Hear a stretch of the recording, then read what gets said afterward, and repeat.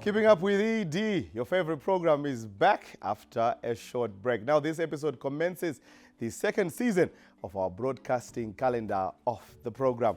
Now, as the norm, we do follow the President's diaries and engagements and keep you updated as the nation journeys towards the attainment of Vision 2030, which is of an upper middle income society by the year 2030. My name is Admire Mungu.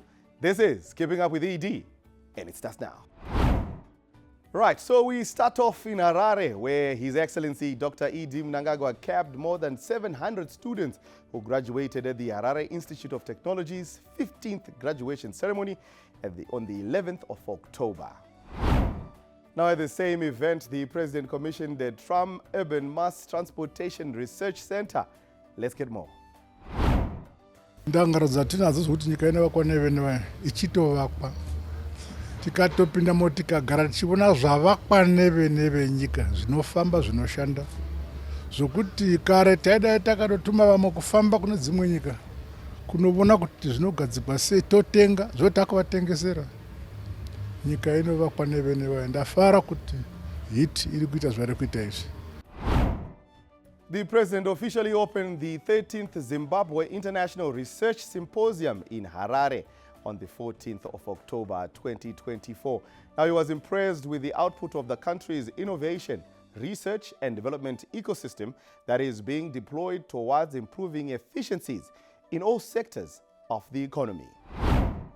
We have to interrogate the sustainability of our manufacturing processes, energy sources, utilization of resources, and the waste management practices.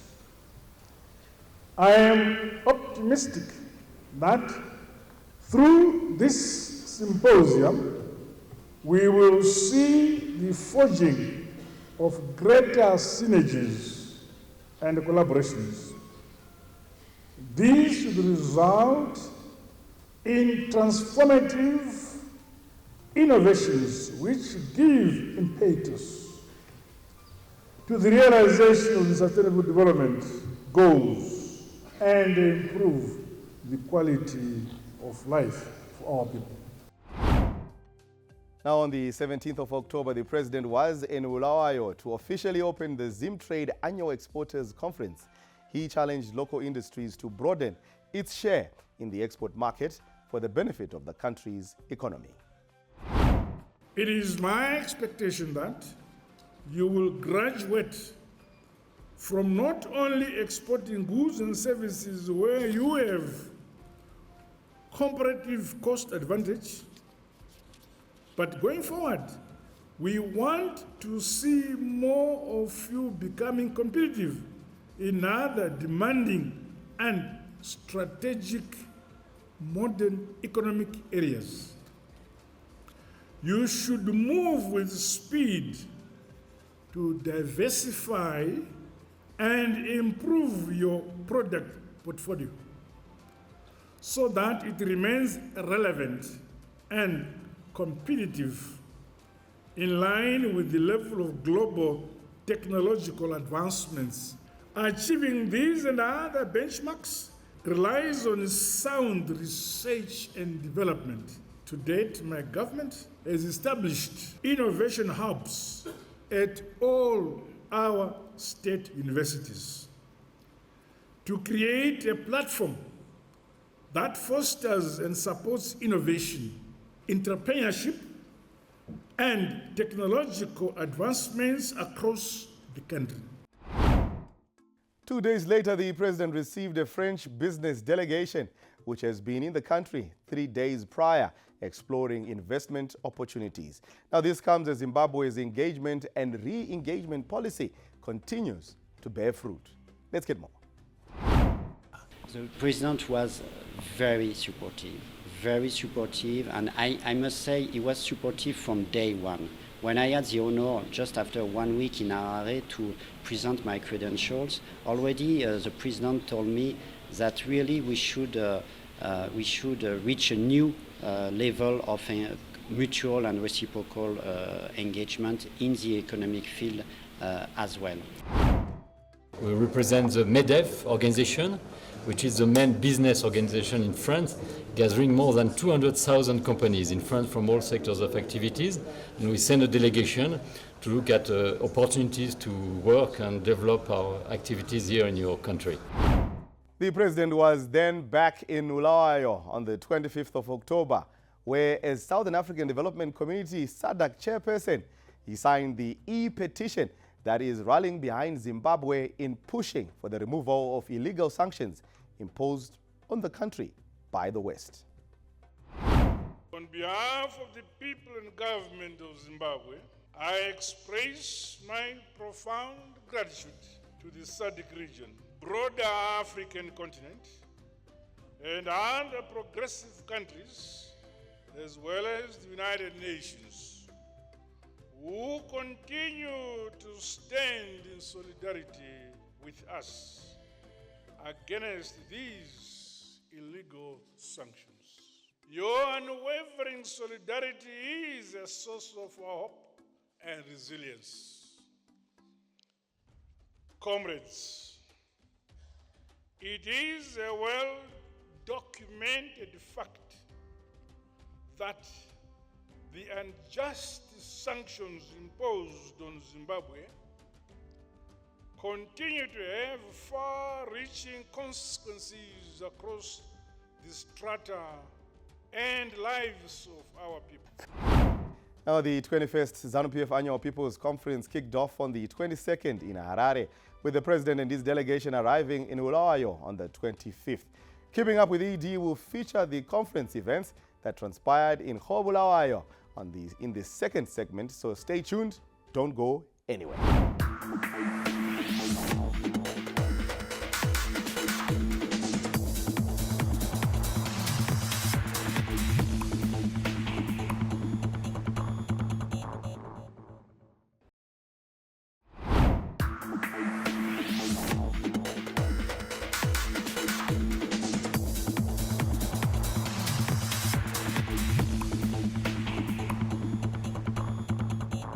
Welcome back to Keeping Up with ED. Now, in line with the ZANU PF 21st Annual People's National Conference, our team was in Bulawayo, where we caught up with the attendees and officials at the event. Let's get more. This is Keeping Up with ED. We're now joined by ZANU PF Information Director, that is Comrade Farai Mharapira. It's good to have you. This is the director Thank you so much. of the 21st National People's Conference. In terms of, before we even get into a lot of things, what has been the turnout and how do you see the resolutions and other aspects? Well, as you can see, it's a jovial atmosphere like we said it would be. The people are here, they're celebrating the leadership of President Edmund Mnangagwa. They are showing the solidarity with him, solidarity with his vision. And as we've moved across the years, more and more people are starting to see the wisdom behind his policies. They're starting to see these blocks become buildings. They're starting to see his initial activities taking form. You know, when there's a vision, before it's reality, very few people will understand what is behind it. But as ZANU PF, we're thankful to our president for the vision and the passion that he has towards driving this economy forward. I like the fact that you talk about the vision and the passion. Yes. In terms of passion, how passionate is he when it comes to fulfilling the dictates of Vision 2030? Because it's quite a huge mandate. What you can see is that ever since he became president, he has talked about the economy. He's talked about building Zimbabwe towards becoming a middle-income economy. And he has not only talked, he has acted. You know, he's a leader who doesn't say much, but acts much. And that is one of the biggest strengths and one of the biggest things we admire about our president, that in the fact that he is not focused on talking, because talk is cheap. He is focused on the facts, he's focused on the reality. Look at us now. We're in the top 10 investment destinations in Africa. Look at us now. We're one of the fastest growing economies in Africa. All because he has put his hands onto the work, he has put his hands onto the ground, and he's pushing our country forward. He is pushing his vision, and he's ensuring that his dream for Zimbabwe becomes a reality. One gets to then the reality. Do you know what happened like a year ago during the campaigns for the elections that was one resounding by His Excellency and ZANU PF as a political party. The big photo was always of him with these shirts all sleeved up and ready to work. Yes. What sort of symbol was that in terms of what we are heading towards? That symbolism showed that the president is hands-on. The president is someone who drives his passion. He's someone who makes sure that he minutely checks each and every aspect of his dream, each and every aspect of his vision. He makes sure that he is in charge. He makes sure that he knows each and everything that is going on. He makes sure that everything that is happening should happen in time. And we've seen that the result is now that a lot of the things we're pushing towards, despite the vagaries of nature where we've had this drought, we are still ahead of our time. We're saying Vision 2030 should be attained by 2028, all because the president is a man of action. Yes. And when it comes to, and I know the issue of the economy is something that is at a lot of people's hearts. What is the message right now from the party, from His Excellency, towards ensuring that we are on a trajectory which is upwards when it comes to economics? Well, we are not yet where we want to be. We still have our challenges, but the important thing is we're moving. We see the target and we've moved closer to the target. This shows that there is movement, positive movement under President Mnangagwa. You can see by example of the Business Expo, oversubscribed. Some firms could not attend because they applied late. When you've got business so confident of your policies, this tells you that tomorrow is bright and the day after will be brighter. So as we move forward with His Excellency, we know that our future can only be brighter and brighter and brighter. Talk about that. Yes. How much of a reality is that, and from what context do you take it as a party when the president says that? In every aspect of our development, what we didn't know, we've had foreigners coming in to do, but the president has made sure that we have some of our local people understanding, so that each and every aspect of innovation that comes in, we also learn it so that we can do it ourselves. If you look at our agricultural expansion, our mining expansion, this is not because we've invited anyone really from outside. This is because His Excellency has created policies that encourage locals to strive. Now we are breaking records, wheat production, tobacco, maize. We have no record from the past that we have not broken because we are the owners of our destiny. Bulawayo moves beyond economics. It moves into patriotism. It moves into, it's an ideological setup which the president has created, that we must know and we must believe that we are the masters of our own destiny. We are the ones who create our own future. No one can develop us except ourselves. And look at it, as our economy expands, it's Zimbabweans, no one else. We are doing this ourselves. In a nutshell, what would you say President Mnangagwa means to you, to the party, and to the nation? President Mnangagwa is a father to us all. President Mnangagwa is the embodiment of principle. President Mnangagwa is the embodiment of reliability. President Mnangagwa is the embodiment of sustainability, dedication. And President Mnangagwa is the true epitome of leadership to us all. We look up to him, we admire him, and we can only aspire to be half of the man he is. If we can be half of what he is, then we are men enough. Director for Information at the ZANU PF Party, thank you so much. Thank you so much for having me. I appreciate it. Lovely. Thank you. You're watching Keeping Up with ED. We now have ZBC News Assistant Editor, Mr. Fiso Asand, who's here to tell us in terms of his experiences keeping up with His Excellency Current ED Mnangagwa here at the ZANU PF National People's Conference. Fiso, it's good to have you. And tell us in terms of your observations, what happened. The president arrived, and there was a lot of people who were excited for his arrival. And it is not something that just for now, but it's been since this advent of the Second Republic. Since the advent of the Second Republic, the president is frequent in Bulawayo, and the people of Bulawayo love it, and the leadership loves it. So you look at those that were there to receive him. So when the plane landed, everybody knew that indeed the conference is now in Bulawayo. We've been talking about that. The conference started on Tuesday. What things were happening in Arar. But the moment the president landed in Bulawayo, it was clear that indeed this is the moment the conference has started. If you listen to his speech, it's not only, yes, it's a party event, it's a party program, annual, National Annual People's Conference. But, yes, the 21st edition.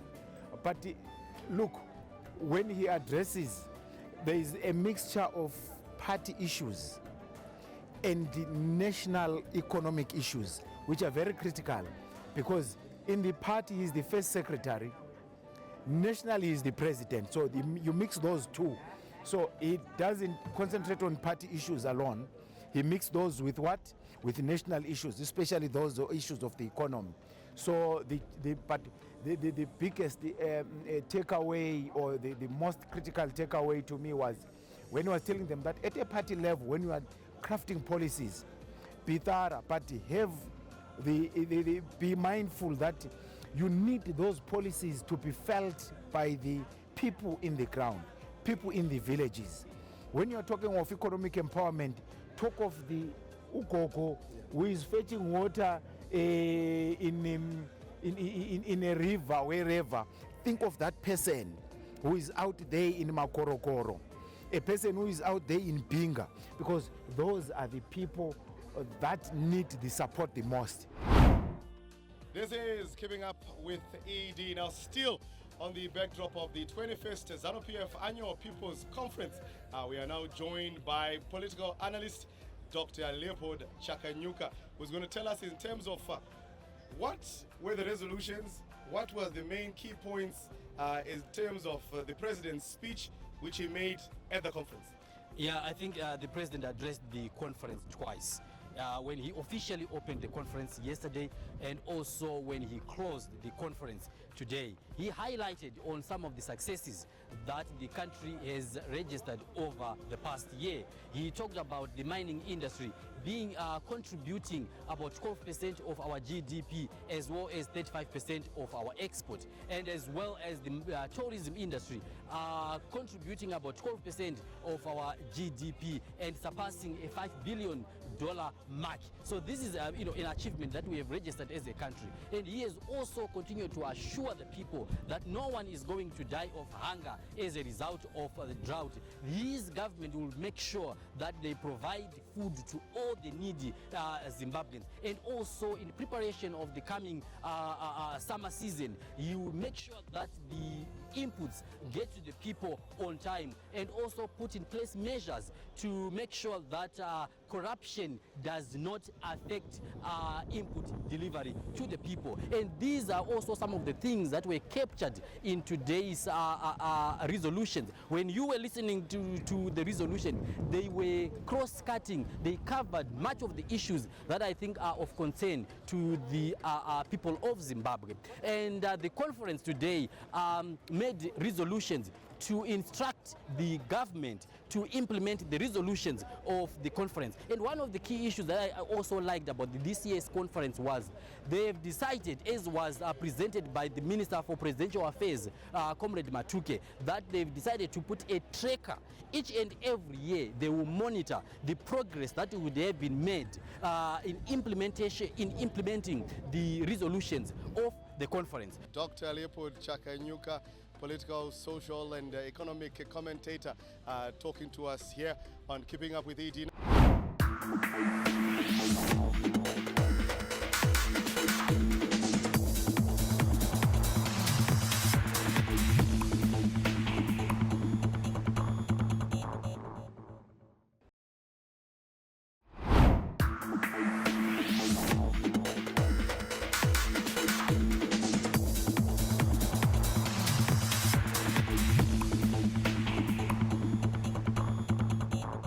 Welcome back to Keeping Up with ED. Now, still on the sidelines of the ZANU PF National People's Conference, we spoke to Air Zimbabwe Chief Executive Officer, Mr. Edmund Makona, on the airline's prospects and destinations as we journey towards Vision 2030.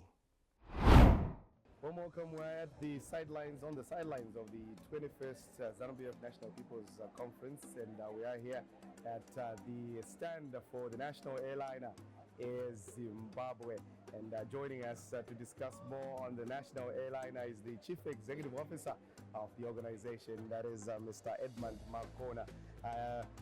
Edmund, it's good to have you, and thank you so much for inviting us to your stand. Thank you so much. Thank you. Definitely. Now, the first thing that I would want to just to ask you is in line with the ZANU PF National People's Conference theme, which is industrialization and modernization towards Vision 2030. How does Air Zimbabwe then fit in with the national vision? Thank you so much. The most important thing is that we need to bring in the relationship between the theme and the vision of Air Zimbabwe. The vision of Air Zimbabwe is to be the best airline in the market and pride of Zimbabwe by 2030. But it is tied again within the confines of the purpose of Air Zimbabwe, which is essentially the mission of Air Zimbabwe, to provide socio-economic air transportation services that provide socio-economic development and also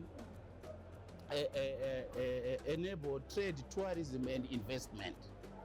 Now, as we now ride onto the theme, industrialization, it is taking us to the level of the 4 pillars that Air Zimbabwe is riding on in terms of riding the transformation of the national airline.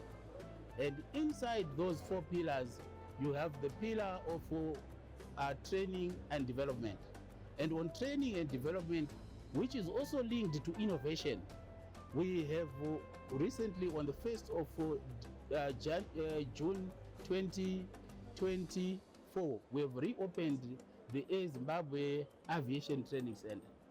We now have apprenticeship training that has started for our aircraft engineers.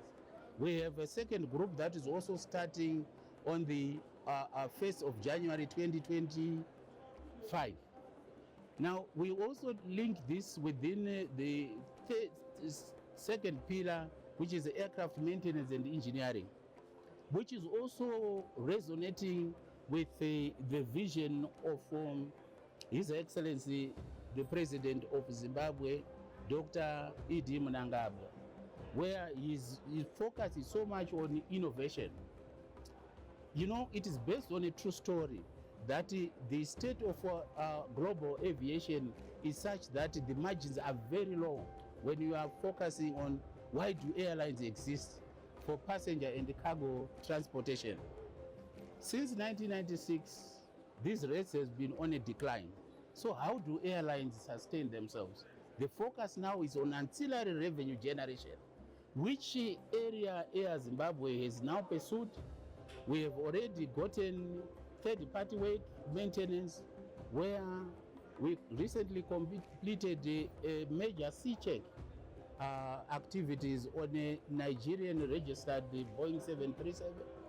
We actually got a reasonable revenue arising out of that. We've also signed a contract. Perhaps prematurely, we may not want to share it with the rest of the nation, but it suffice to appreciate that we've signed another contract with a Kenyan registered airline for a C-check and maintenance of some of their accessories, which again is going to bring quite a sizable revenue in terms of ancillary revenue for the national airline. Let's talk about your route network. Where exactly are you flying to as Air Zimbabwe? Suffice to appreciate that Air Zimbabwe is looking at sustainable growth. We don't want to outgrow ourselves. We're taking a crawl, walk, and run approach. But also suffice to appreciate that we're taking a scenario where we want to grow from inside. So the nucleus of growth is we want to congest the domestic market first. And so as a start, we are doing Arar, Vic Falls, we are doing Arar, Bulawayo. We are also doing Bulawayo, Vic Falls domestically. And then on the regional, we are doing Arar, Joburg, when we are also doing Arar, Dar es Salaam. But on the same, as I earlier on alluded to, this is just the seed that we've planted. So the growth now in terms of what we are going to do, you will see very soon that with the support of our shareholder, Mutapa, there is now the impetus to ensure that we increase frequencies on the Arar Bulawayo. We will also be increasing frequencies on the Arar Vic Falls, frequencies on the Arar Joburg, and additionally, we will be reintroducing the Joburg Bulawayo and the Joburg Vic Falls operations. But whilst we're still on that, I want the nation to appreciate that flying has become the cheapest and most safest mode of air of transportation in Zimbabwe. And who has caused it? Call Air Zimbabwe the culprits. And we are not ashamed to say that. Did you know that Harare, to fly from Harare, Vic Falls, you only need to be returned, you only need to pay $225. If you close your eyes now and flip to a situation where you are going by road, how long would that take? How much would you put in terms of fuel? So Air Zimbabwe has a budget minder promotion where we are saying that I want to take this to the next level where I want to speak as the African Union ambassador for aviation with special focus on liberalization of the African skies. The Africa heads of state signed the single African air transport market on 29 January 2018. And the issue was, let Africa liberalize its skies. Resonating with His Excellency's vision of saying Zimbabwe is open for business. But the heads of state there at that meeting were motivated by ensuring that flying must cease to be a preserve of the elite. Africa must afford to fly. So the impetus derived from implementation of the single African air transport market, where I must appreciate the vision of Zimbabwe as a state, that we are a signatory to the single African air transport market, where in 2 phases we have signed the memorandum of implementation and the solemn commitment to liberalization of the skies. We are going to be a beneficiary. And from the study carried out by the Africa Civil Aviation Commission, airfares are going to reduce by 26% once full liberalization is achieved. And the load factors in African airlines are also going to increase by 35%. Exactly. Now, lastly, what should we expect from Air Zimbabwe? I like the question, because you're asking me what is the theme of the ZANU PF conference today. Modernize and industrialize. To do what? To achieve the National Vision 2030. So I want to look at Air Zimbabwe and say, within this theme is the inherent issue about growth. Air Zimbabwe is poised to grow so as to achieve the national vision. And the way we're going to do it, the solutions of Air Zimbabwe and those of Zimbabwe are going to be solved by those within Air Zimbabwe and within Zimbabwe. Before I conclude, I am reminded of the story of an egg. That if an egg is broken from outside, life ends. When an egg is broken from inside, life begins. The story of Zimbabwe and the story of Air Zimbabwe lies within Zimbabwe. Ngatidei product yedu inonzi Air Zimbabwe. Let us know more about it, and together we shall collectively succeed as a nation. I thank you. Together we shall collectively succeed as a nation. That is Edmund Makona, the Chief Executive Officer of the National Airliner Air Zimbabwe. Thank you so much for that insight. Thank you.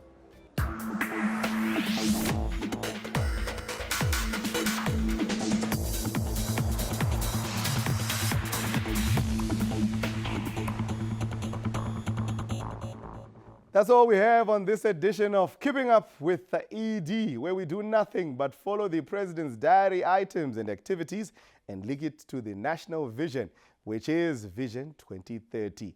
I'm Admaya Mungu, and from myself and the crew behind the scenes, it's goodbye for now, and see you next time.